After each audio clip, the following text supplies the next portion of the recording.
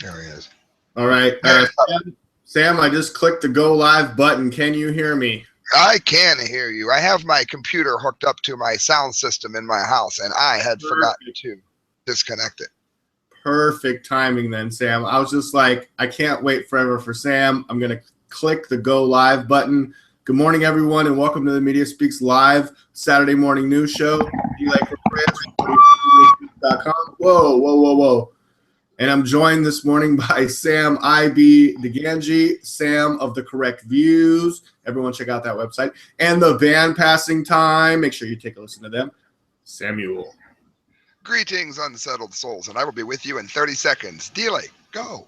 Excellent. The title of today's show is Russia versus ISIS in Syria.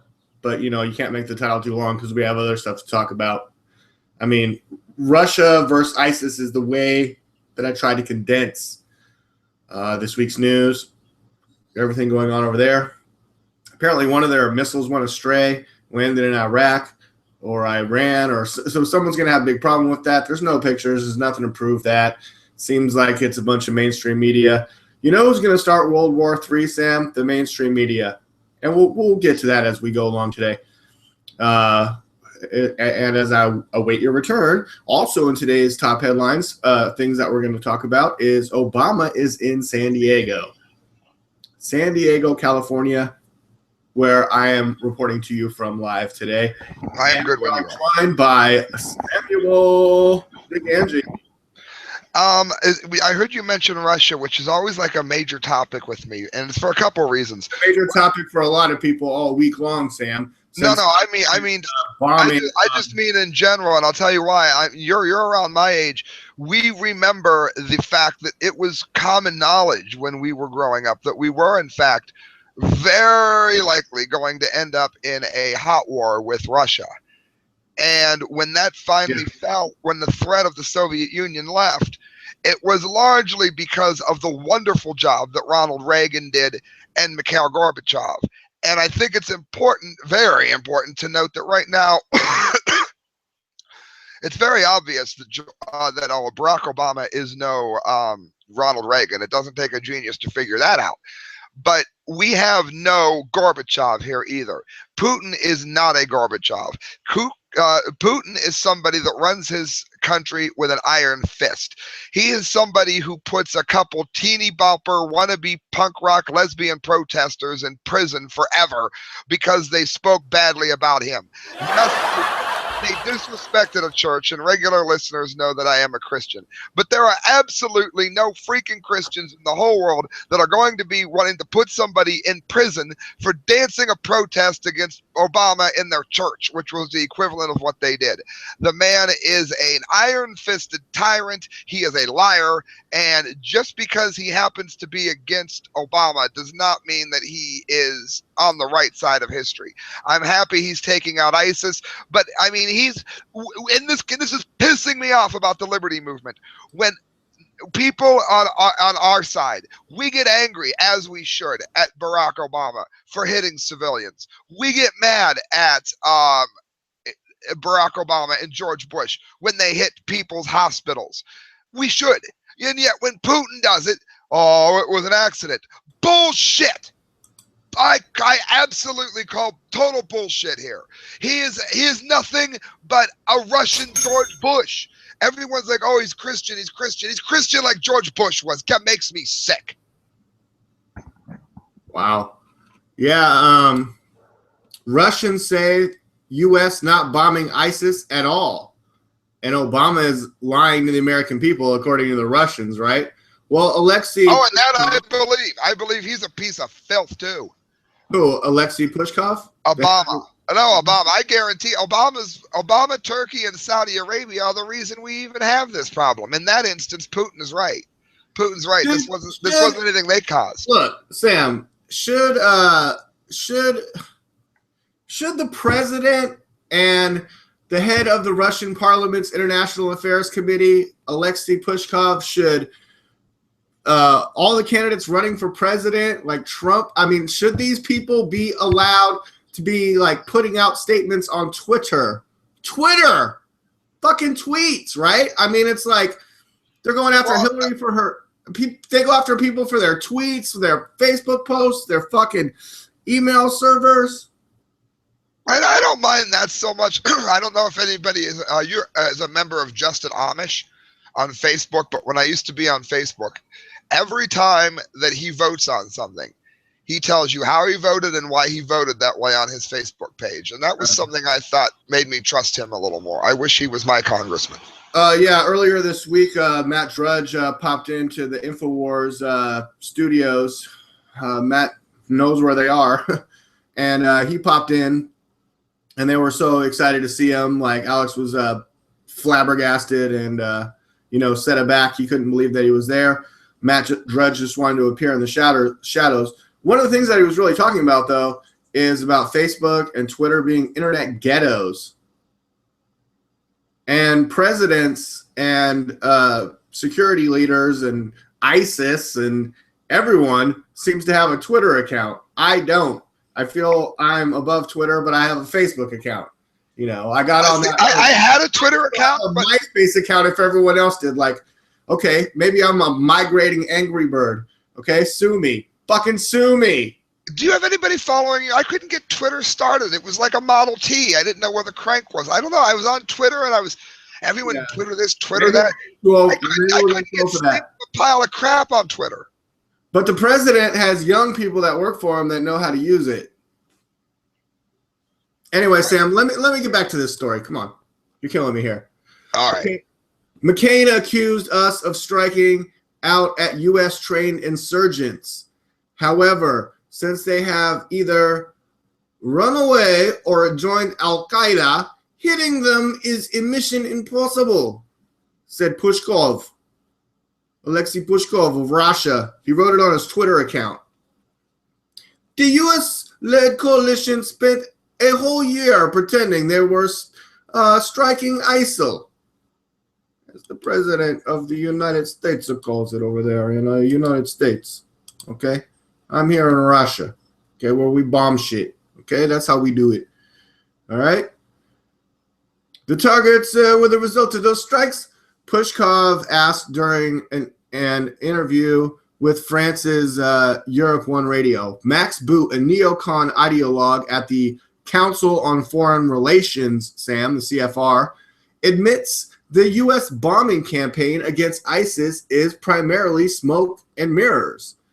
Obama's strategy in Syria and Iraq is not working because the U.S. bombing campaign against ISIS has been remarkably restrained, Boot wrote for Newsweek in February. Figures compiled by the CFR reveal the U.S. has dropped 43 bombs on ISIS per day since the campaign began. 43 bombs per day, Sam. Soak that in. Okay? In 1991, the Pentagon dropped 6,163 bombs per day on Iraq and 1,039 in 2003. Even Bosnia, which posed no threat to the United States, saw a total of 60 bombs per day in 1995. And take a look at Barack Obama's drone strike assassination numbers and his accidental bombings of hospitals. And did you hear anything about that this week, Sam? Samuel. I muted you out as so that the background noise won't factor you out. I think the most important thing that we can do in terms of that is to find out if it was an error or not. Now, the way I looked at it is two ways. First of all, Obama doesn't really have, and I don't like the man, have a motive to purposefully bomb a hospital. I don't see how that would do anything but bring down the crap storm that he's currently looking at now. So I don't think that we likely did it on purpose. I think it's more a likeliness of really, really incompetent leadership. People that think you that just say you're sorry, it's spilt milk, we don't cry. Well, not just that. I think they really were sorry. I think they were so utterly incompetent that they really were sorry. I don't see a motive for us to hit the hospital. There are instances where I know everybody was freaking out about a year and a half or 2 years ago when we bombed a beach that near Gaza, where they were smuggling missiles through the tunnel in Gaza. It's exactly what they deserve for bringing the missiles into a civilian area. Don't bring missiles into a civilian area. We won't send our missiles to take your missiles out in a civilian area. If you do, then shut up. You brought it on yourself. But I have more of a problem with this because in this hospital, there was absolutely no military or strategic target there. So it was either an error or an absolute and total war crime. And I do think that Obama is the kind of person that would commit a war crime, but I think you'd have to have a reason. And do you see a reason why he would have done that? Or does it look like incompetence to you? Because it does to me. All right, Obama is going to be on 60 Minutes tomorrow night, and we have a preview of it this morning, so this is breaking news. Oh, man. What Obama just said about Putin proves he's delusional, and we're in trouble. According to Michelle Jesse, associate editor on Alan B. West's website here, we're in trouble or just breathtakingly arrogant or both. I mean, is he delusional or breathtakingly arrogant or both? Or take a look at what our dear president said in the recording of 60 Minutes airing tomorrow night, Sam. It's not on until tomorrow night. And judge for yourself. Oh, that's clicking to the Twitter. 3 times in interview today, CBS's Steve Kroft interrupted a stuttering Obama to say, Putin's challenging your leadership. In a preview of an interview that airs on 60 Minutes this Sunday, President Obama told Steve Kroft that he doesn't know in what way Russia's Vladimir Putin is challenging America's leadership in the world. Well, really, Mr. President, ground troops in Ukraine and Syria don't count as a challenge. Apparently not, and here's the transcript. And it's a rather long transcript. Actually, isn't Russia's a part of the United Nations? So, I mean, basically what we're looking at is twofold. D-Lake, let me know what you think of this. One, we said we weren't going to get tied up there. Guess what? We got boots on the ground. 2 days before Russia put boots on the ground in Syria, they lied. Putin said they weren't going to put boots on the ground. We wake up today. Guess what we're reporting on, D-Lake? Boots on the ground. So Putin lies too. Second of all, we always say we're allowed to go in because we're a United Nations member. Well, so is he. Well, that's an interesting point too, Sam. But when it comes to Syria, actually, it's Russia that is saying we have invitation from Vladimir Putin. I have invitation from Syrian President Bashar al-Assad. He asked me to come to his country. Okay, but in America, you do not have invitation. We do not go into Iraq because we do not have invitation. Okay, we are a very polite society. I'm quoting people right now in Russia. They speak Russian. Indeed, and that's where I agree with them. But without the invitation, maybe that sounds. I don't know what that sounds like, but I'm trying to do a Russian accent. If you couldn't tell, go ahead, Sam. I love your impersonation. What do you think? In that instance, I think Putin is right because actually, that's always been what we've supported, and our candidates such as Putin supporting, not going in nations where you're not invited. I actually side with Putin on that one. Okay, Sam. Vladimir Putin just celebrate 65th birthday. Okay, and he plays hockey. Favorite best sport in Russia is hockey. Hey, does he still play at 65? Yeah, dude, I gotta look this up. Okay, go. And John Kerry still water skis. What are they eating, dude? Like, I'm 42 and I'm going snowboarding this year, so hell yeah. But come on, I want to be snowboarding at 62. Well, I want to know what Vladimir Putin has in his Wheaties. Well, Kerry did fall off the bicycle in that bicycle race. Donald Trump vows that he'll never be in a bicycle race. Yeah, now Donald Trump does not look like an athletic person to me. He's an athletic person. Have you ever seen him play golf? Okay, let's see. Now you get into it, and we'll save this for the end. We'll save this for the end, friend. I promise not to sidetrack us. Is golf a sport? And if it is racing? Ooh, Okay. not allowed to answer now.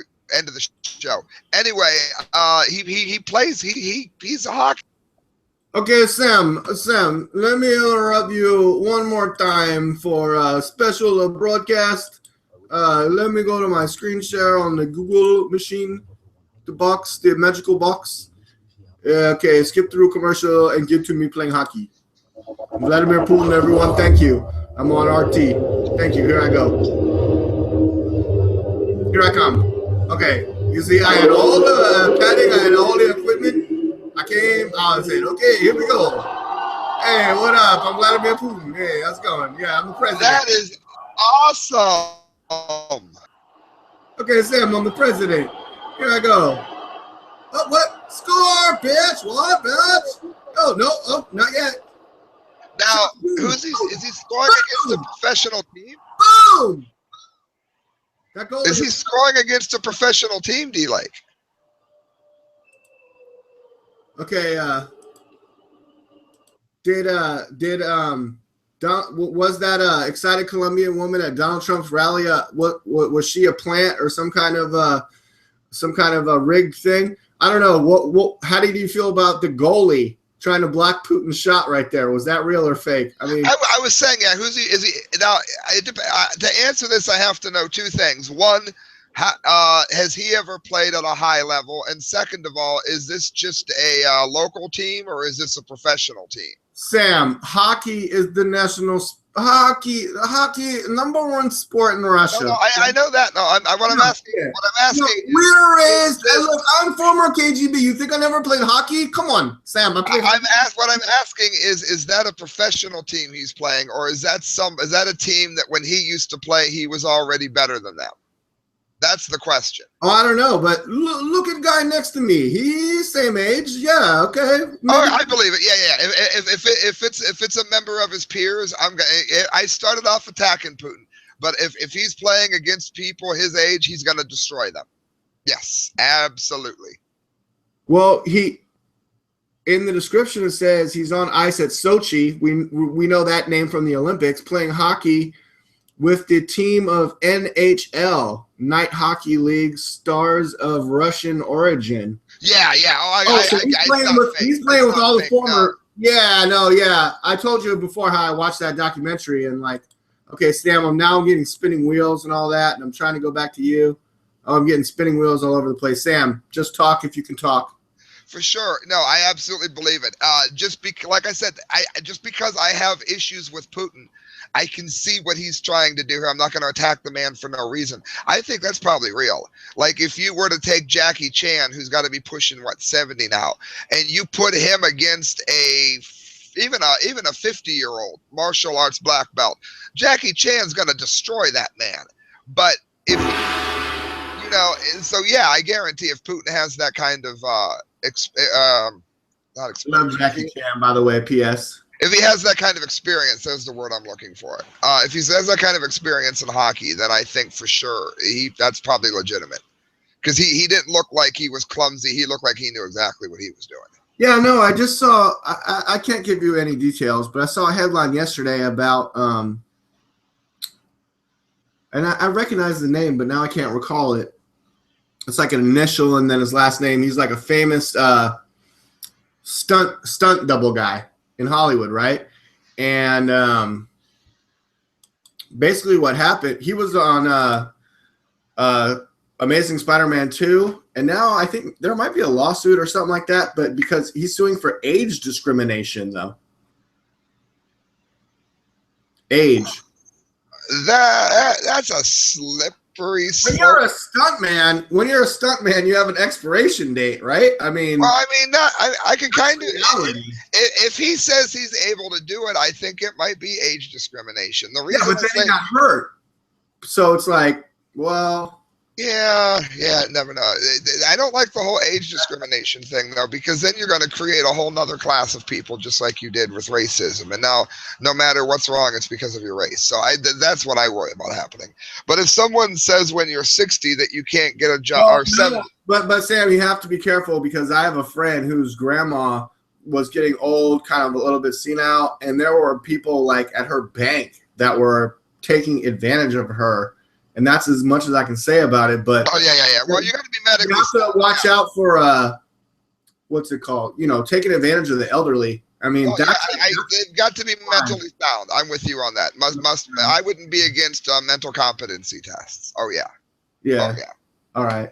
Well, I'm glad we agree on that. So President Barack Obama is in San Diego reportedly today.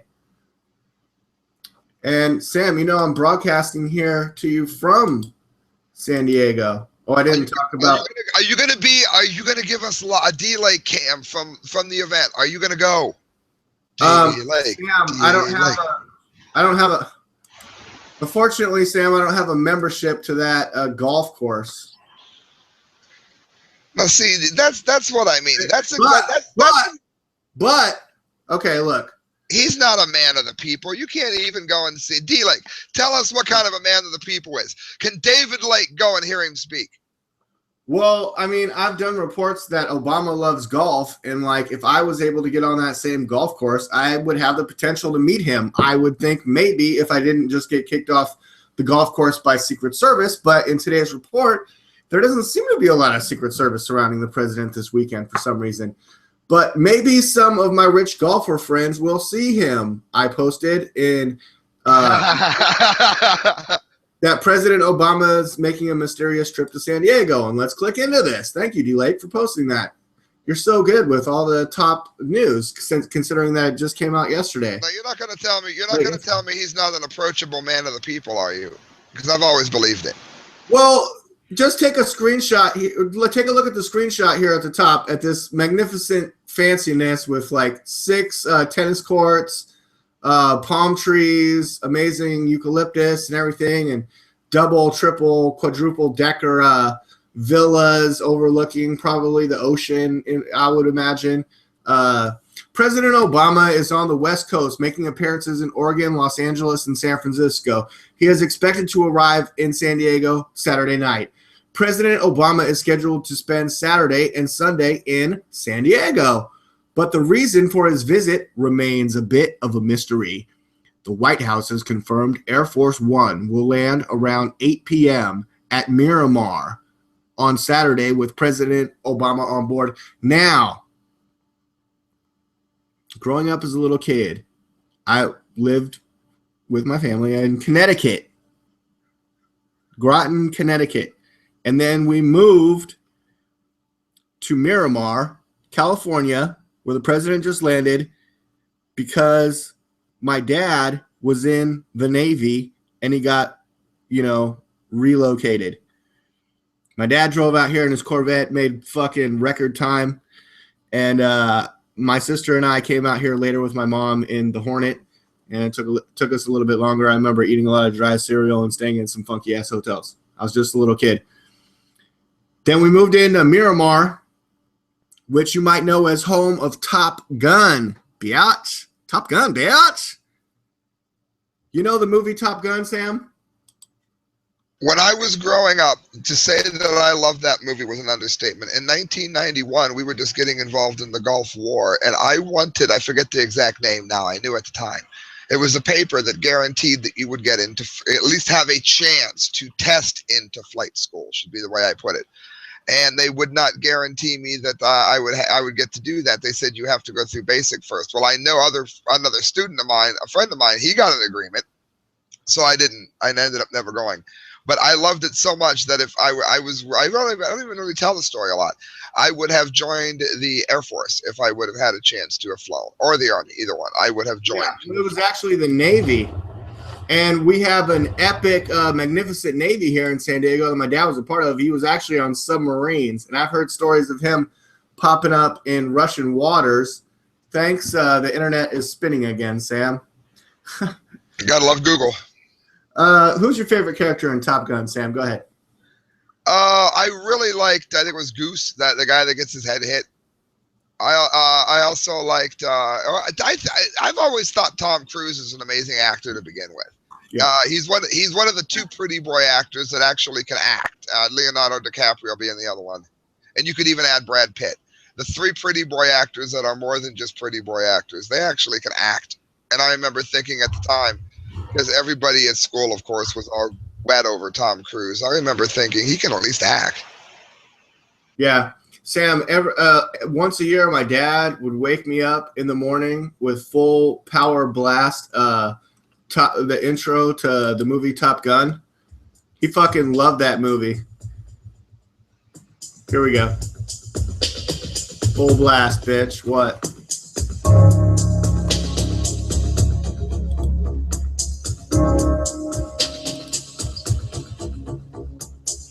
Done for purposes of commentary, of course. Yes, because the reason is because Barack Obama is landing in Miramar today. Having been thrown out of Oregon.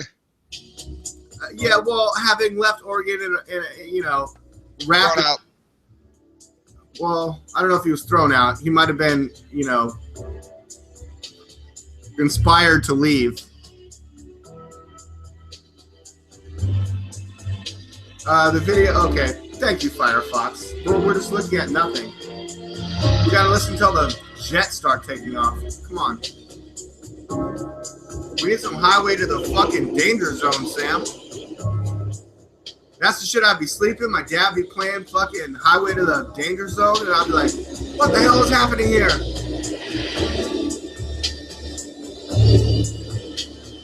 Are you seeing it, Sam, or is it playing for you? I can hear it. It's not moving. Okay, yeah, that's the problem. All right. I'm going to try to wait for that to come back on. It sounds like it's in a loop. Oh, no, the jets are firing up. Wait. I don't know. I wouldn't wake up till I heard Danger Zone. Maybe I clicked on the wrong one. And now I'm getting spinning wheels. But it's like I'm still connected, so it's my browser, Sam. Fuck, Sam. Can you just address shitty fucking computers? I have found that ever since, and I guarantee we're going to get comments on this. You listening to this right now, you're going to leave comments on this. Firefox has not worked right for you in a month, has it? I bet it hasn't. If you're listening to this right now, it's happened to you too. It locks up all the time. It freezes up all the time. And same guy that did the music for yeah, but I went back to my Firefox because my fucking Google Chrome got infected. I had if Firefox keeps acting like this, I'm going to go back to Internet Explorer. I'm going to go back to Netscape Navigator. Fuck it. Harold Faltermeyer, Beverly Hills Cop music, same guy. Oh, yeah, right? Yeah. Harold Faltermeyer, Word XF. That's the score. Oh, yeah. But, yeah, this is what wake me up when he started blasting fucking. Give me some sound.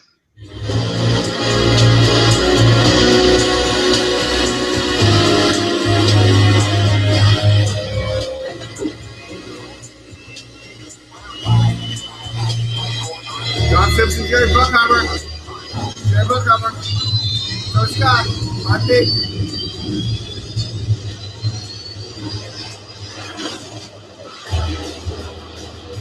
Yeah!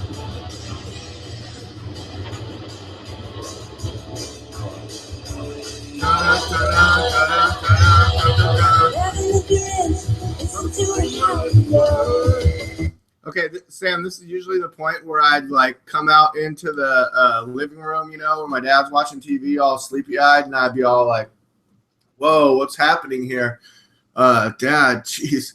He's blasting it full fucking, he had like an awesome stereo system, so he's blasting it, and the bass of the airplane's taking off, and the dun dun dun dun dun dun dun. It's like shaking the whole house, and I'm waking up like, Dad, what the fuck?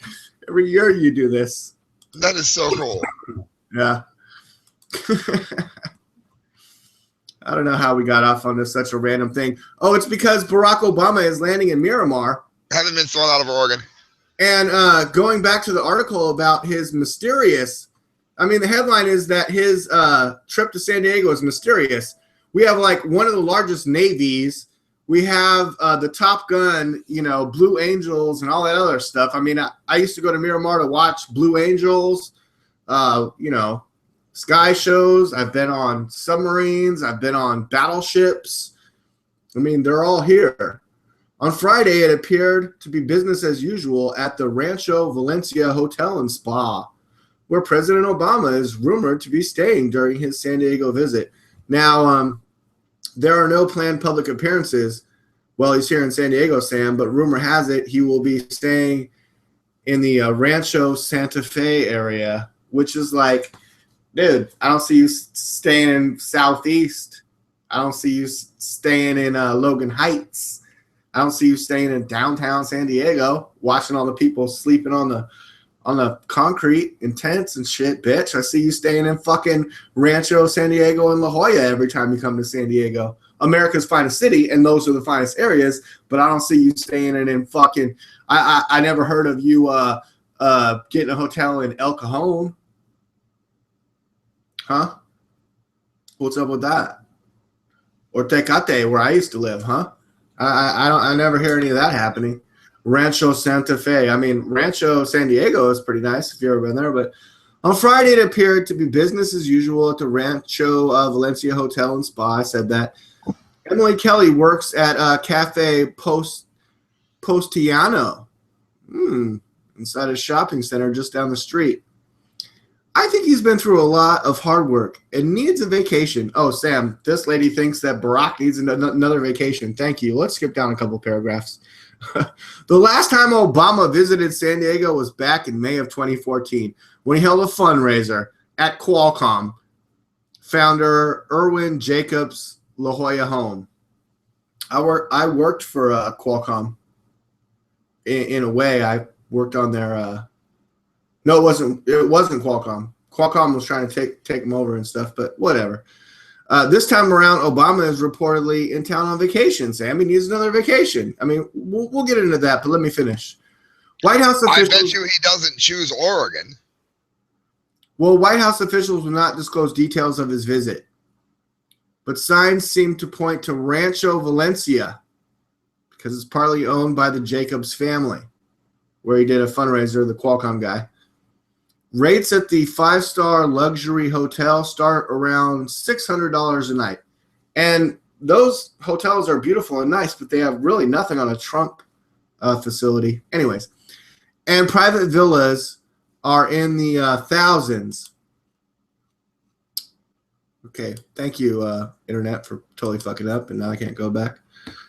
As for what else the president could be up to while in San Diego, some have said that perhaps a round of golf at Torrey Pines, which is a magnificent golf course, or the bridges in Rancho Santa Fe, another just, magnificent landscape. Neither courses or Rancho Valencia will confirm a presidential visit. But if there is one, you can be sure they will be ready. And that's why I was telling all my rich golfer friends on Facebook, hey, check it out. Get on that course this weekend, and you might just bump into Obama.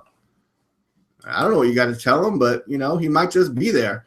But what I wanted to point out, and this is in Barack Obama's defense. I mean, he is the president of the United States. If he's landing in Miramar, which is the home of Top Gun, and our Air Force, and our Navy, and our Army, which is not far, in like Pendleton and different areas. Our Navy is gigantic here in San Diego. It's a little south of where he's staying, but if he's in Miramar and they're coordinating, I mean, shit could really get done through the powers that are here in our area. I mean, Sam, I don't want to make us any kind of nuke target, but how do you feel about it? Am I right? I think if anything would do so, that probably would. Anything that he tends to come from in that direction will do that. Well, I mean, if it was like Putin's just going to ride horses bareback in this certain area of Russia that's known for all its fucking military capability, and they're like, oh, he's just there to ride horses. I mean, people in Russia would know, yeah, that's not the reason that he's there. Look, I'm giving Barack Obama all the credit in the world to say that if he's in Miramar, that he's there for a military purpose and not just playing fucking golf. And I mean, when was the last time I gave Barack Obama that kind of credit?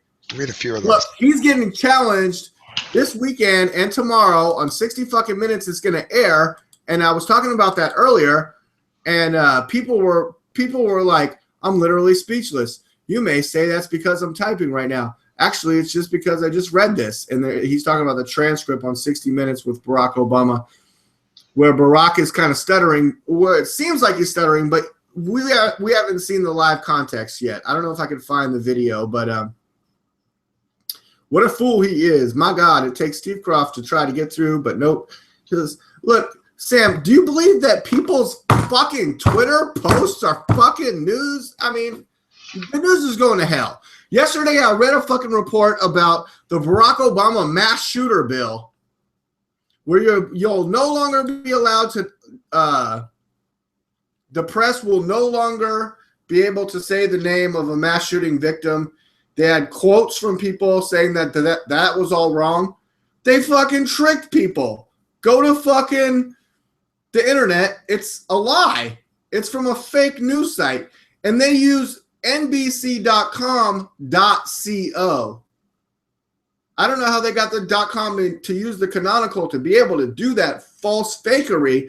But after the Smith-Mundt Act was repealed, these fucking internet news sites can fucking deliver us fake fucking news. And if you're in the fucking Facebook internet ghetto that Matt Drudge was talking about just this past week, then you're a fucking victim. You'll never have as much power on the internet as you would with your own .com. Because if you're on Facebook.com or Twitter.com/your name, you will never have as much power as you would have if it was your name .com. And if all the fucking ants rose up against the grasshoppers, we would win this bitch. And there wouldn't be the TPP. There wouldn't be the Trans-Pacific Partnership that I'm talking about. There wouldn't be this crap that we're seeing with crappy trade negotiations. ISIS would not be on fucking Twitter. Look, we need to get a hold of our United States internet. Call it our own. We don't need to branch out. Look, just stop listening to fake news. Listen to D-Like for Prez. Listen to Sam YB again. You have the correct views. We know what we're talking about. Look, Donald Trump put us in your administration. Like, D-Like, I just did this on my show, too, for people that tuned in. Go ahead in your own words. Tell them if they don't know what the TPP is. Or someone scanned on this show and they're watching this and they're like, what the hell is he talking about? Let them know how bad it is. Sam, how the fuck would I know? I haven't read it. I haven't read the pages. Yes, I read a little bit of leaks, but that's not the whole thing. No one fucking knows. So what we're talking about is, have you heard The Secret? No, I haven't. Well, how do you feel about The Secret? How would I fucking know if I never heard it? We're talking about and yet they want to make it law. We're talking about a fucking deal that's been arranged in secret for over 6 years. More like 12 years if they say 6 years. Look, this deal has been arranged in secret with 11 other countries. It affects over 40% of the world fucking economy, and they won't tell us what it is, but they say everything's okay. Look, we got it under control. Everything's good. Look, if Donald Trump is going to make good deals in America, he better keep it transparent, because this Barack Obama administration, that's supposed to be the most transparent administration in the history of the United States, has been the least transparent in the history. We don't know what the fuck is going on. Look, a lot of stuff is coming up this month for the Democrats. Sam, are you aware of that? What's going on? On Tuesday is the very first Democrat debate. It's going to include Hillary Clinton, Bernie Sanders, Martin O'Malley, Webb, Chaffee, and possibly Joe Biden if he announces like on Monday or tomorrow. He's got tomorrow or Monday to announce if he wants to be in the debate. He might skip the first debate. Get an assessment. Sam, what I think is unfair, and I blame the media, Sam, is the past 2 months, Joe Biden has gotten nothing but free polling. Just the speculation of him entering the race has given him like all these numbers that he can look at and his team can look at for free. Wow. It's based on speculation. But Donald Trump has got a lot of free publicity because he's so popular to be on all the shows, where he said he has spent zero money on advertising, like on public TV and stuff. He puts out some Facebook stuff and some Twitter posts, but how much does that cost you? Pretty much nothing. You ask your cousin who knows how to make videos to do a 30-second thing. I mean, that costs you a lunch. Like, do we have a delay? It took you a minute to laugh at that. I don't know. I think we have a little delay here. All right, Sam, did you want to get into some science news? I mean, I feel that we covered Russia versus ISIS. Oh, what about that bomb that supposedly crashed in, was it Iraq or somewhere it shouldn't have? But they have no evidence, but then the mainstream media just says it happened. I mean, it's like one of those airplane crashes and stuff, and like, I don't know. Sam, do you want to get to your science news? I think that'd be a good idea. News from the science front is here. Wait. Last week there was water on Mars, and this week there's water on Pluto. Now, see, I have missed the water on Pluto. I knew that there was ice there. I didn't know that it was news that there was water on Pluto. Are you trying to? It says so. But is there? Well, call that up while I'm doing this, because I would like to hear that. Real quick, world powers are preparing for space warfare. Check this out.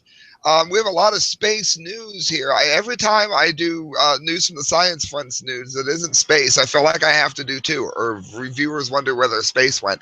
The entire network of U.S. military and intelligence satellites may soon be controlled through a single command center jointly operated by the Department of Defense and the intelligence community. There are high-level discussions, it says, now taking place about the command center. Air Force Chief of Staff General Mark Welsh told Breaking Defense those involved in the discussion include the White House officials, the National Security Council, Defense Secretary Ash Carter, Deputy Defense Secretary Bob Work, and Air Force Strategy and Strategic Command and Space Command. So let me ask you something real quick. How many of you know in 1986, when the space shuttle went up, there were trace amounts of plutonium found among the debris? And the question was, why was plutonium going into space? It was not a known element that was needed in the spacecraft. You don't tend to put plutonium around your astronauts when they're already about to be juiced in space. So a lot of people have said that there have been things going on for quite some time here. Plutonium, of course, being extremely important in weapons development. It says all the pieces are there. We just need to make sure all the authorities are clear, and that's the difficult part. This is the latest in a recent string of global developments around space warfare, each of which has a significant enough to have experts question whether something more is at play behind the scenes.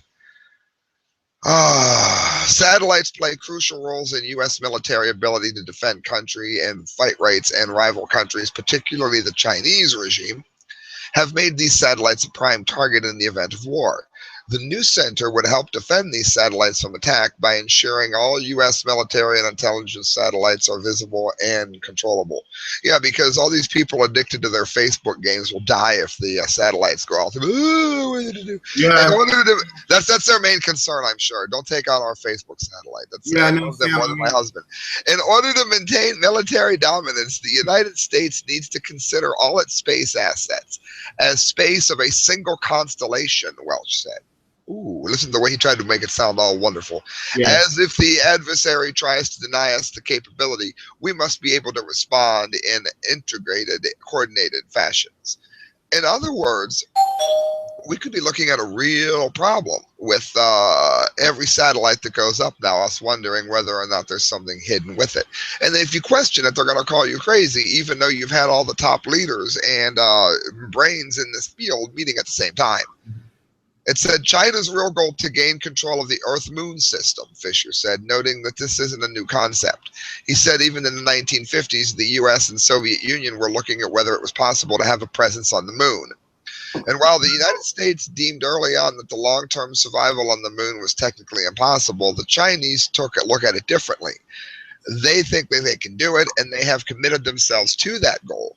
Fisher said Chinese regime's ambitions for space missions aren't just about space.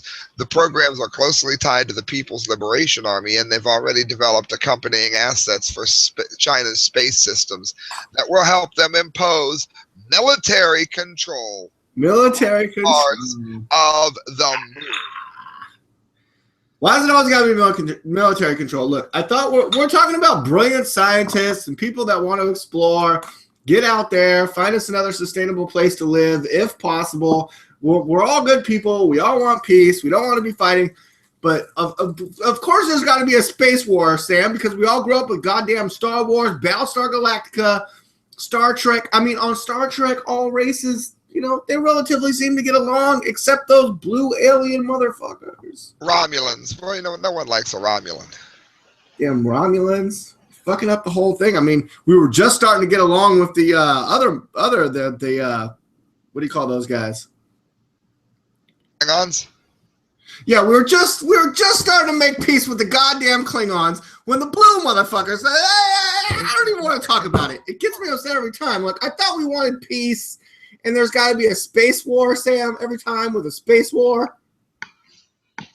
A space race sounds better than a space war. And that's the best I can tell you. Well, it goes on, and this was a lot of this was even mentioned on 60 Minutes. Let me find. I am told that the whole space ASAT anti-satellite thing that really made the rounds, he said. In an earlier interview with Epoch Times, I was told that it was a hot topic. Close to 2 weeks after the conference, Raymond stepped forward again alongside General Hayden, commander of the Air Force Command. The two appeared on a segment of 60 Minutes and gave a rare inside look at the U.S. Space Command. Triplett noted that it was highly unusual for the head of Space Command to give such an appearance and to grant such access, let alone the fact that they called out the Chinese regime directly. Somebody somewhere made that political decision by granting access to 60 Minutes and allowing those segments. It says, saying that China's development of anti-satellite weapons is both provocative and highly disruptive to international space relations. So it looks like this is something that China is leading, that is wanting to threaten other nations for a change. It might not be us. Corresponding shift, Russia appears to be making a move similar to the U.S. military is considering. Its defense minister, Sergei Shoigu, announced on August 3rd the creation of a new branch of Russian armed forces, the aerospace forces. So they now, like we have the Air Force, they actually have aerospace forces. That's what NASA stands for. Is like they're going to bring its Air Force recently created aerospace defense systems under a unified command. So this is not good news.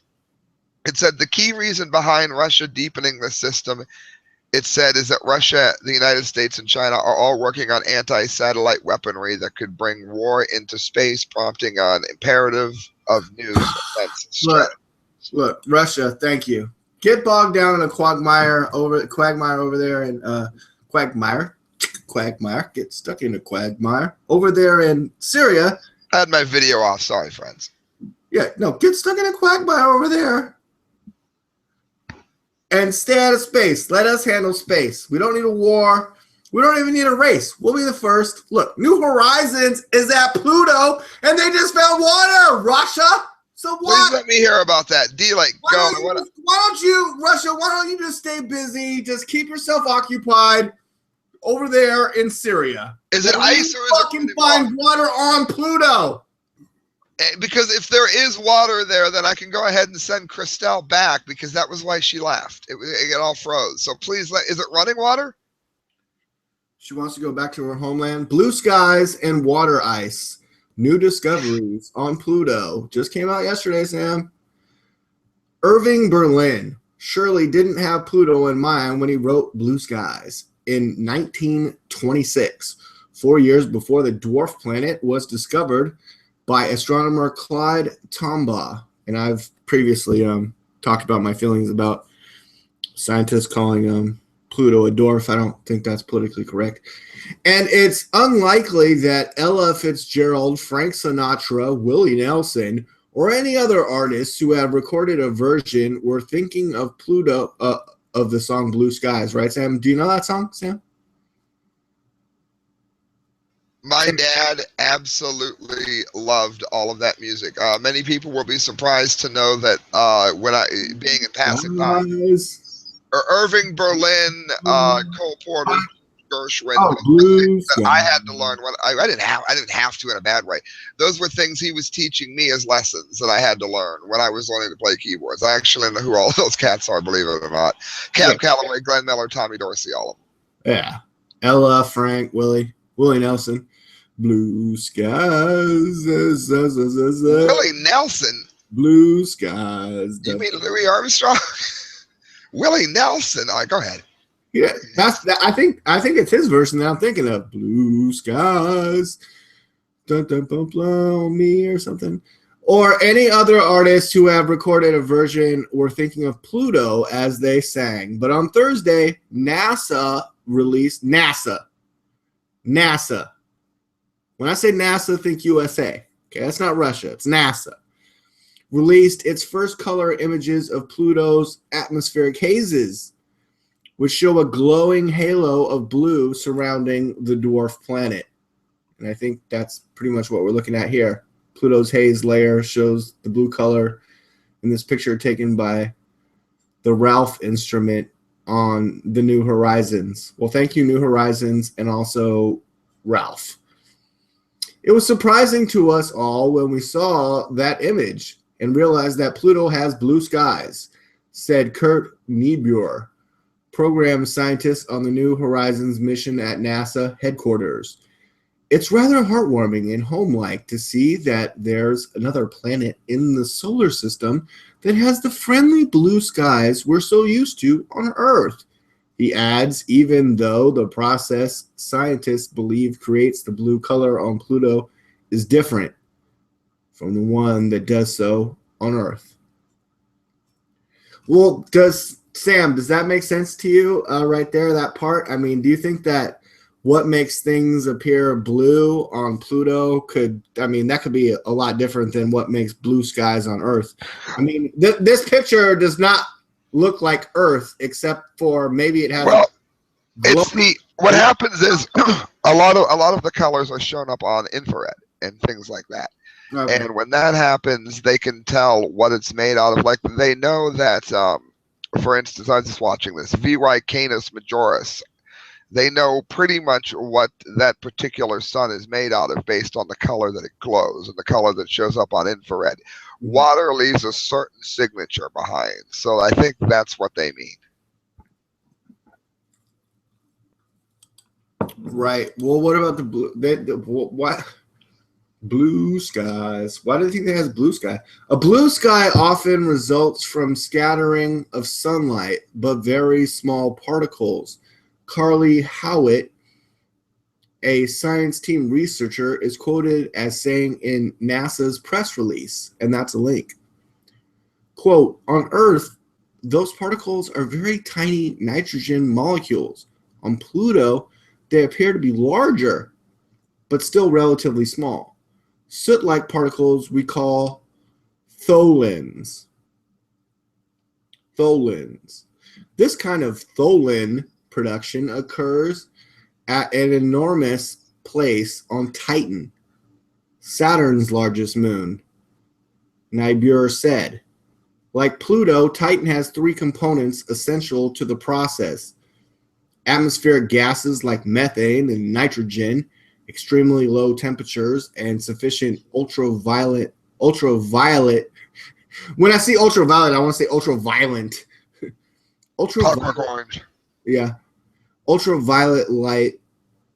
Those scientists had previously discussed whether or not the same process could be taking place on Pluto. Sam, you're following everything I'm saying, right?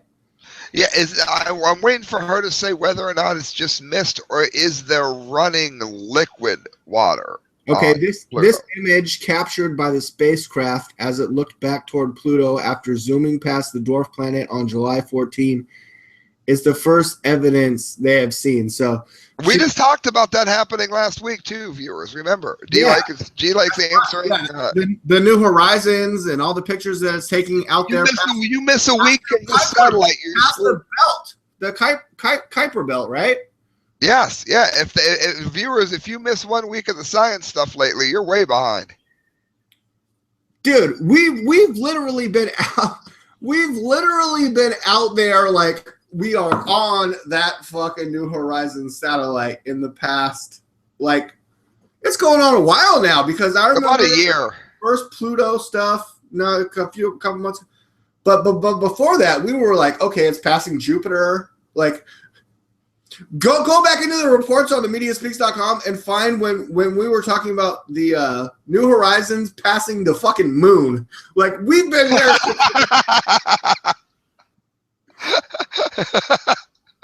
Sam, can we go back and find that in one of your science reports? Maybe it's like maybe not quite that far back. Past the moon. It's scheduled to go to Pluto. That might be 6 or 7 years ago. That might be before our time as a show, right, Sam? Just a little bit. It was launched. Yeah, no, it was launched 6 years ago, I believe. New Horizons. Is that correct, Sam? To your knowledge? I thought it was even longer than that, but maybe it was. Maybe it was. I know for sure though that if they suspect running water. In most places where you have running water on Earth, you have at least bacteria or microscopic life. Do they have it? Do they have puddles at all? Do they have any running water that could attract bacteria? We have bacteria even in Antarctic. Waterfall. Does she say? Or did I just miss it? Okay. Well, it didn't sound like it was like extremely like flowing. There could still be life, but if you can get little puddles where bacteria can form, you have a much better chance. Well, it says it's just another facet of the puzzle that is Pluto. I think what we should do is... Sam, where we were expecting this dead, distant, dreary, dark, cold object where nothing ever changed, but instead what New Horizons has shown us, he adds, is that Pluto is far from static. Pluto's atmosphere has proven to be far more complex and active than we ever thought it could be. If blue skies were not enough excitement for one day, Sam, according to this article on Newsweek, NASA also released evidence of water ice on the surface of Pluto. Scientists have long thought... Yeah, water ice, Sam. Maybe that's the answer you were looking for. It's not as good as flowing water, but once the ice touches the ground, if anything, even alien can live in that cold like it can here. It doesn't need to. It helps to have it on the ground. That's wonderful news. That is absolutely remarkable news. It made my day. Okay, great. Yeah, and it's coming from Newsweek, who I'm assuming has a link to the... Well, since Kyle isn't here, I think what we should do is do a Kickstarter, and we should send Kyle to Pluto, and he can make up for missing all these reports by doing the first ever Media Speaks broadcast from a frozen puddle in Pluto. What a wonderful idea. Thank you. What a great idea. Water World, only the ice version. Let me see if that's already a thing. Google. Okay, let me go to my screen share. Let's Google. Yes. We're going to send Kyle away. We're sending him to Pluto because send Kyle to Pluto. Let's see if anyone's done anything similar. The man who flew mankind to Pluto. No, we're good. That's awesome. Okay, Kyle, I think we're good. I think we can maybe get the website. Wait, let's say and send Kyle to Pluto.com. Enter. Oh, sorry, this website it cannot be found. We should buy it right now. You buy it now, and friends, if it sounds to you, like we're stoned, it doesn't really matter because top Massachusetts courts has ruled that cops cannot stop your car just because it smells like pot. Marijuana odor itself does not justify a car search. Whoa. What was that segue? It was flawless, wasn't it? I mean, it just flowed. It flowed like water in Pluto. You're like, if you like water on Pluto and you're like us and you're smoking weed, listen to this next report. I'm like, wait. You said in closing. You said in closing. So then I used the Kyle and I just ran through it. Okay, yeah, I was in closing there. Go ahead. In 2008, according to Reason.com, Massachusetts voters approved Question 2, a ballot initiative that decriminalized possession of an ounce or less of marijuana, making it a civil offense punishable by a $100 fine. 3 years later, the Supreme Judicial Court of Massachusetts ruled in light of Question 2, the smell of burnt marijuana was not sufficient justification for ordering a motorist out of his car during a traffic stop. Last year, court extended the logic to that decision, saying a marijuana odor by itself does not justify a car search, since a search must be based on probable cause to believe that the evidence of a crime will be discovered. And an ounce or less of cannabis, a civil offense, smells the same as more than an ounce, which is a misdemeanor. This week, the court went on further, ruling that the smell of burnt marijuana cannot justifiably lead to a traffic stop. How awesome is that? That is wonderful news. Absolutely. Massachusetts. Not to mention there are a lot of parties.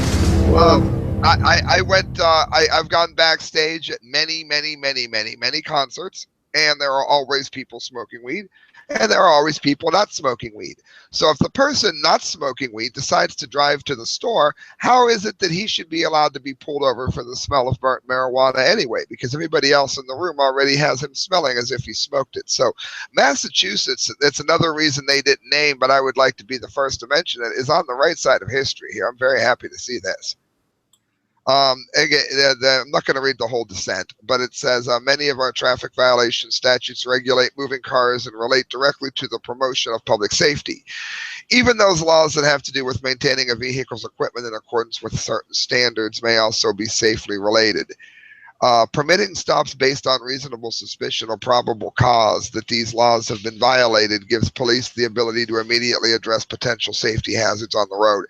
In other words, there's no mention there that what they're really doing is fleecing you for cash, taking money off you for fines and tickets and pulling people over and saying they're too drunk to drive when they're perfectly sober enough to drive. It's just a money racket.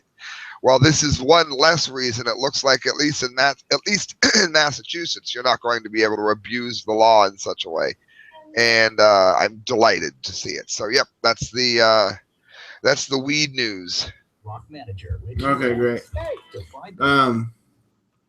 What I'm trying to do right now is play something for you, Sam, but I don't know how well it's working. That happens to me all the time. I really believe it's Google. I honestly believe it's Google. Covering really well right there, but if you could. What I was trying to play, Sam, can you still hear me? I can hear you. But crap. What I was trying to do. I think I'm still connected to the internet. What I was trying to do is play George Bush talking about smoking weed with Bill Belichick. That was Rubio, wasn't it? I can't get it to play. No. What was it? See, I have absolutely no idea. I was trying to figure out where the hell the Rubio thing came from. Is that what it was? Did George Bush say he smoked? Basically, what I'm trying to play is George Bush smoking weed with Bill Belichick. That's where it came from. Okay. Bush had admitted to it. I didn't know that. I'm a Patriots fan. Fuck, maybe Sam's talking over me. It's not playing. Ladies and gentlemen, we said it before about Firefox today. I kept talking. I was covering for you, D-Lake. I was covering. So anyway, something's not right. Sam, I see you laughing. Wait, I think it might be starting to work. Can you hear the? Here we go. Back then, he and Ernie Adams, who I think still is associated with Belichick, they went to high school and they've had this storied career all the way through, and just brilliant, football geniuses. Now, I read a lot of reports about you in high school and also saw your comments at the Republican debate. Did you and Bill Belichick smoke pot together? No, just for the record. No. Oh, never mind. That wasn't what I thought it was. Okay, I thought it was Ruby. No, that was Bush we watched. Where did that rumor even come from? That doesn't make any sense. Sam, I'm having internet difficulties. I'm trying to turn everything down. I don't know how much you heard. I did hear it. Who did smoke weed with Bill Bella? Like, why did it even come up? I'm missing something here. Because in the last presidential debate, Jeb Bush admitted to smoking pot 40 years ago, and then he has a relationship with Bill Belichick, the coach, football coach, and so they're like, "Did you guys ever smoke weed together?" And he answers the question, no. He goes, no, which is a double negative, meaning a positive yes. And then I laugh out loud. There you go. Do you like? You know what? You need to take this show and you need to cut the science section out, the weed section out, and that one sentence needs to be like the next tagline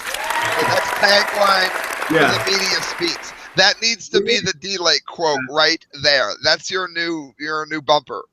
We need to clip it more down to like 1 minute, just like I say, or 30-second thing where I say like one, or you say one thing, or like someone says something super funny. It's just like a 1 minute thing, because people will click on something that's only 48 seconds. They're like, it's only 48 seconds. I'm on my break. It's 48 seconds. What? Like, I mean, this show's already gone over an hour. Yeah, and we probably should windy it down. And we haven't even got to entertainment, but we got to do entertainment. Let me see what I got. You do something while I see what I have bookmarked. I have all kinds of crap. Have I seen anything recently? I have seen a couple things recently, but I don't know if I want to talk about it. It was bootleg. I watched Terminator Genesis. I haven't seen it yet. Yeah, I would give it like I'd give it 2.5 out of 4 stars. Nice. I got to see it. I found a band named Xandria. That's they sound a lot like Nightwish, but they have those operatic metal vocals like Nightwish does, and they were really good. I bookmarked a song called Nightfall. I couldn't think of the name. It's really good. Well, if you guys want to do something with me, here, check it out. I mean, you want to get to know me and Sam better, like what we're like as human beings. Okay, I'm going to go to Rotten Tomatoes. It looks like it's already preloaded in my thing, of course, because I go there.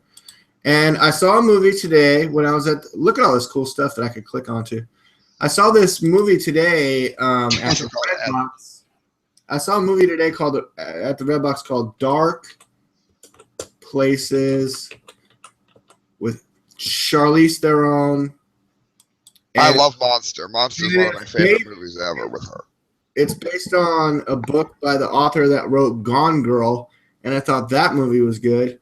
Haven't seen it. But Sam, here we go. It doesn't look like it has very good ratings. Got shellacked. So this is me on, I'm like you. I'm like, hey, should I watch this movie? What do you guys think? And then it's like, the critics give it a 26, but the audience gives it a 34. So when this happens, I'm usually more, I think, in the audience camp, where I liked it more than the critics did. But it's not that I'm a fair critic. I think it's based on mood a lot of time. I think being a critic is really hard, because do you always put yourself in the same state of mind when you go into every single movie? Or are you like me, where sometimes you're not in the mood for it, but sometimes you're like, what does the odor of marijuana smell like? Well, I'm also when I watch movies now, I try to see, because I love horror movies. And we're finally getting away from where every movie now just tries to outgrow Saw. Saw was a well-written movie with a lot of blood and guts. We ended up with a whole bunch of movies that were a lot of blood and guts.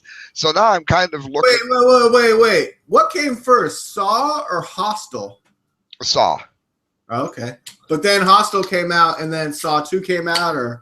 Well, Saw was supposed to be 9 movies, I think, and it's actually 7. They all tie together. What?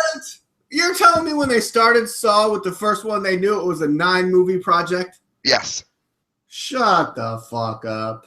And then they didn't think it was going to be that big. They thought it was going to be stuff they released. And then when it picked up big, the later ones I fell saw off.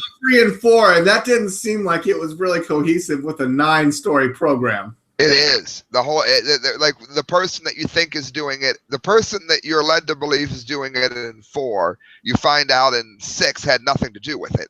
People you thought were innocent were guilty in 7 that you forgot about in 1 because they were only in 1 for like 30 seconds. It was brilliant. It was really, really brilliant. What number are they on now? Theatrical. That's done. No, they're done. They ended at 7. I want to say. I think it's 7. I don't remember. So you're saying they ended 9? They ended a planned 9 in a series of 7. Yeah, because they started to taper out. They were coming out every Halloween and doing great, and then not so great, and they were still successes.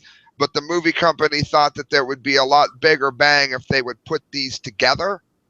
And the writers, you would say the last 4 maybe got made into 2. Yeah, and I think they said, you know what, we can do this. We can do this. We can make this happen. But cutaways and things like that. Acceptable. I kind of like would appreciate, a studio, considering that. And so, but you're saying if I watch this 1 to 7 complete package, I will feel as though I got like a story that was meant to be. Oh yeah. Meant to be from start to finish. Very much so. Yeah, it's like Alien in that regard. Yeah. I'm sure there's a couple parts where it's like they never meant for this shit to be this shit. Well, I think what they did is they originally knew that if I'm not going to do this because it'll ruin it, but let's say I'll pick something that we've both already seen. You've got Luke Skywalker, you've got Darth Vader, he's going to be the father, but you don't necessarily know every fight scene, every stormtrooper, every little story you're going to go into once you actually write it. I don't know that they had a tome with 9 completed stories written from beginning to end. I think they had a very long, good story that they wanted to draw out into a series of movies. Would probably be a better way to put it. Oh yeah, they knew the face trap in that, but they said they had to come up with new murders every time, and it was really hard to think up.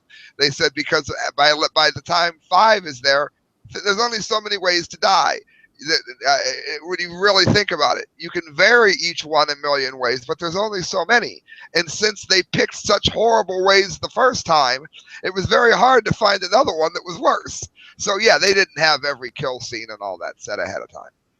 Yeah, right. The intricate detail parts. Yeah, no, I totally agree with you there. But it's like I have a story that I want to be made into like 5 or more films. Let's do this. Hollywood, fucking call me. What the fuck? Barack's here in San Diego. I'm dealing for press.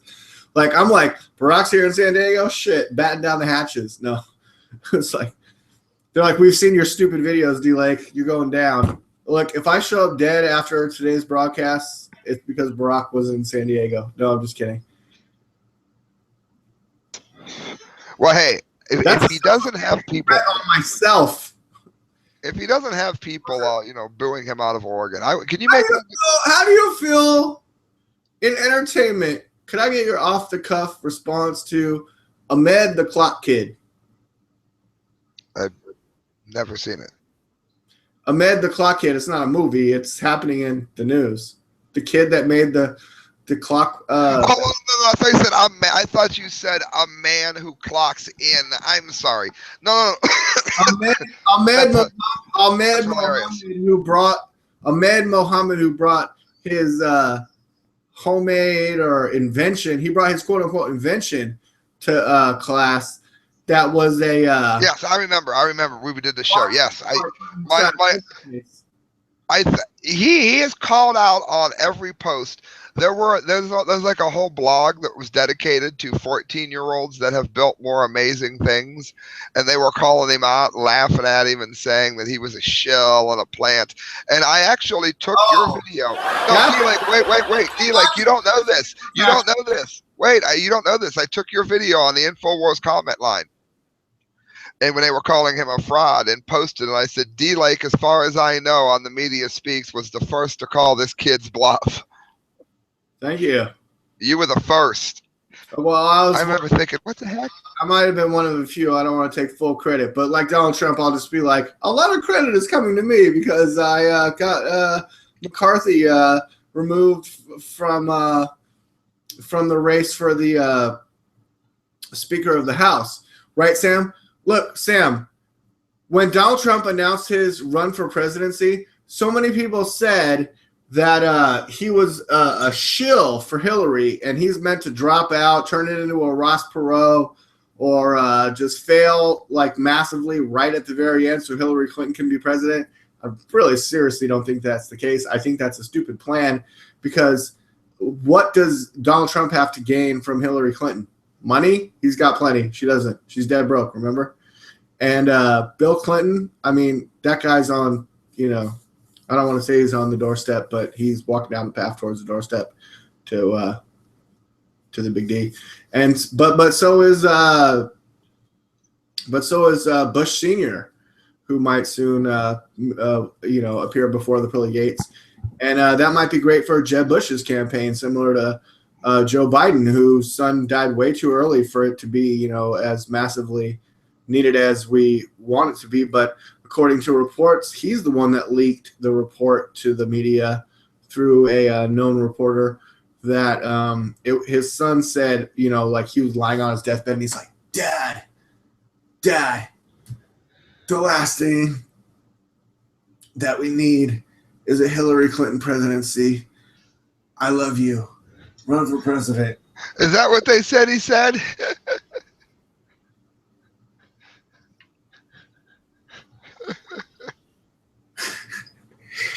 Joe Biden released that his son said that like his last dying wish was, Dad, don't let Hillary Clinton win this, bitch. You got to do it. Really? They're playing up that angle a little bit. And like I said before, it's unfair that he's in the polls when he's not in the race. So I don't think you should be allowed to be in the polls unless you're in the race, is my opinion on that. We covered a lot of great news today, Sam. We talked about Russia versus ISIS. Oh, if I could get one more thing out about it's probably in my history now. But if I could no, you can't do that on Google. Oh, not that. If I could get out one more thing about a pumpkin. About Russia in Syria is what's up. An article that kind of blew up this week is people are looking into how does ISIS have so many Toyota trucks, Sam? And Toyota's like, look, like we have laws and rules that say we don't let people paramilitarily adjust our shit in terrorist situations. And they're like, they must have got it through a middleman or someone else. We don't know who they are, but it's not us. Well, they've been stealing things off of massive sailing merchant vessels at their docks, haven't they? I guess we're going a little bit long today, Sam, but can I just talk about this one article? The mystery of ISIS's Toyota army solved. Okay, well, I had... How close was I? What's that? How close was I? I said they took it off of merchant ships was my guess. How close was I? They took it off merchant ships? They took it out. Yeah, like let's say it was imported. They would take over the city and then just steal them out of the freight was my guess. Oh yeah, well that's a good guess. Let's find out. The US Treasury has recently opened an inquiry about the so-called Islamic State's use of large numbers of brand new Toyota trucks. The issue has arisen in the wake of Russia's air operations over Syria, something we talked about earlier in the show, and growing global suspicion that the U.S. itself has played a key role in arming, funding, and intentionally perpetrating the terrorist army perpetuating the terrorist army across Syria and Iraq. If I could read big words properly, this would be much. ABC in their article, U.S. officials ask how ISIS got so many Toyota trucks reports. And this was an article that I read earlier this week.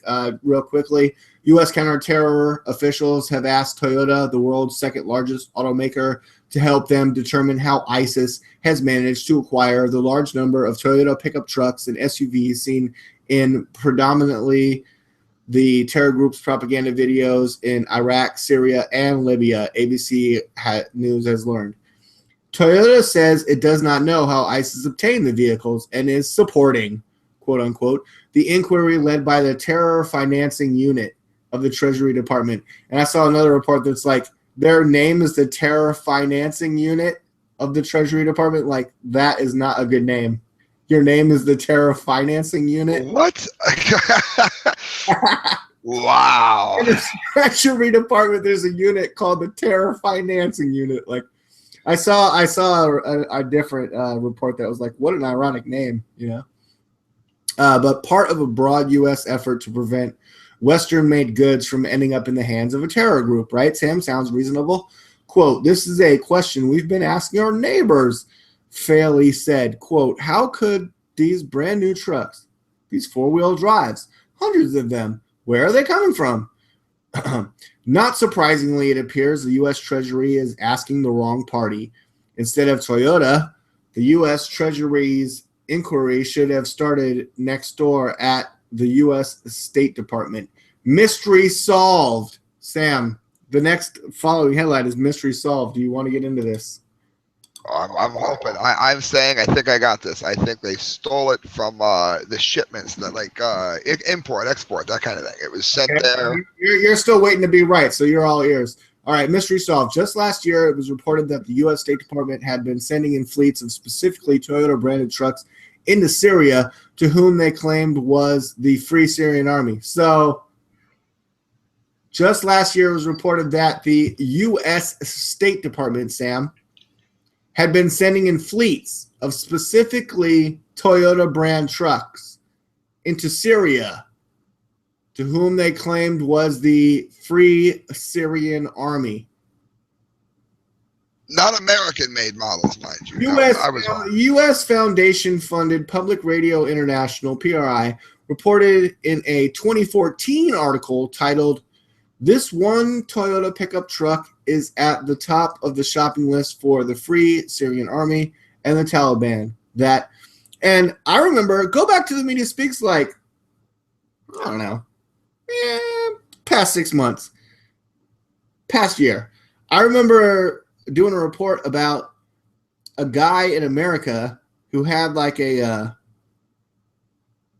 company shipping, using trucks in his company, repairing other trucks or tow trucks, something like that. But, or gardening, I forgot what it was. But he had his emblem on the side of his truck. Then his truck showed up in fucking Syria, still with his fucking insignia on the side of the door, and people started protesting his business. How the fuck does that happen? Recently, when the U.S. State Department resumed sending non-lethal aid to Syrian rebels, the delivery included 43 Toyota trucks. Helixes were on the Free Syrian Army's wish list. Yuba Shabander, Washington-based advisor to the Syrian National Coalition, is a fan of the truck. Specific equipment, I don't know, Sam, Jesus. They have all the Toyota trucks. Let me ask you another question. This would be a Donald Trump question, if you will.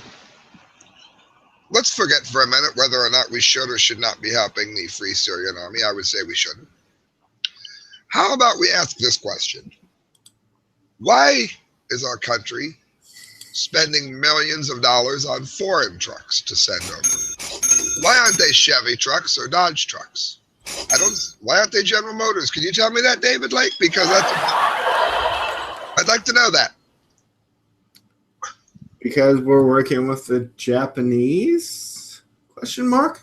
It's like Gung Ho, that movie. You remember that movie, Gung Ho? So we can't even make money off of war anymore. We are really that stupid of a country. We're not making good deals. What we need to do is start making good deals. When I'm president, you're going to see ISIS and General Motors Donald Trump, I'm going to build a wall. When I'm president, when ISIS steals trucks, they will be General Motors trucks, damn it. What we're going to do is we're going to build a wall around the moon. We're going to have the Trump moon. That's my question, D. Like, could I run on that platform? When I'm president, it's the best platform you've ever heard of. when I'm president, ISIS will be stealing American trucks. I'm Sam DeGangi, and I approve this message. Oh, We're gonna build an outer space prison, like that one movie with the guy from Memento. All the prisoners will be out there in outer space on the Trump moon. All right, I guess we should tell people where to find us, and if anybody's still watching, leave a comment. People will be on Elysium and over here on the Trump moon. All right. If anyone leaves a comment that says the Trump moon, if you leave that comment, we will send you 4 free passing time stickers. I promise. If you're still watching and you type the Trump moon, I'm sending you 4 free passing time stickers. Yeah. I'm gonna see how many people watch our videos. What are you sending them, D? Like, I'm sending them 4 stickers. What are you sending? Okay. I'm gonna set this up. It won't be active, or maybe I can make it active from out. No, I don't have the code word. Look, on Monday I'll make it active. If you watch this video and can wait till Monday, that's nobody. But if you can, if you enter the promo code TrumpMoon at stickerjunkie.com, go to stickerjunkie.com where you can make stickers that say whatever you want. STICKERJUNKIE.com, stickerjunkie.com. Enter that into your internet. Go to that website. Look, don't blame me for what's going on the front page right now. That's not me. But get into the generator, make your stickers, use the promo code TrumpMoon after Monday morning at 8 p.m. Pacific Standard Time, and you will get $40 off your stickers. I'll take $40 off your order. If your order is $25, I'll send you $15. No, I won't do that, but you'll get $40 off. So I encourage you to spend over $40, but you'll get $40 off. I'm going to make a promo code that says, if you use the promo code TrumpMoon, you'll get $40 off. That's awesome. You can find him at... Just to see how many people stay tuned till the end of the show. And Sam, look, if it's your girlfriend that takes advantage of this discount, well, then so be it. But, tell your friend, Sam, to watch our show in its entirety, and then go to stickerjunkie.com, make stickers or send their designs, whatever they want, and I will give them $40 off their order with the promo code TrumpMoon. That's so awesome. And you can find Dave Lake at the Media Speaks, can't you, David Lake? David Lake, and you can also find me on YouTube. Look for the Captain America Shield. You can find Sam all over YouTube at The Correct Views. Now, what Sam does, and he doesn't like to boast about himself, so let me do it for him. What Sam does is has 2 channels. He's on The Correct Views, and he's on the MediaSpeaks.com. And I feel like I'm proud to be the one that sort of incorporated Sam into this, because I always liked his reporting. Thought it was great ever since I first saw him on YouTube. Sure. And he's still doing The Correct Views. I mean, I remember back in the day when he had like 243 videos like wiped off his computer. And like you saw all the computer problems we were having on today's show. It's like we make fun of Sam for having old technology, but sometimes I really feel for him because I kind of do too. This computer I have now is beautiful. The one I used to have like a year ago. I was the only one having problems on today's show, but where I was going with that, Sam, is everyone check out Sam on youtube.com/The Correct Views. Thank you. Sam is also in a band called Passing Time. It's awesome and amazing. If they use the promo code TrumpMoon after Monday at 8 p.m. Pacific Standard Time, they will save $40 off the order, and you can too. Be like Ganji. We are the Media Speaks. Today we were Sam's Kyle Phillips. 2-3 weeks ago, I thought maybe he could be dead. I was really worried about him. Today, I'm not so worried. I'm like, he's just fucked up. I'm over it. He'll be okay. It's when you're not worrying about someone that they get fucking murdered. We should do the Sticker Junkie promo code like at the end of each show. Maybe next week it'll be Save Kyle. Pour juice on your chin.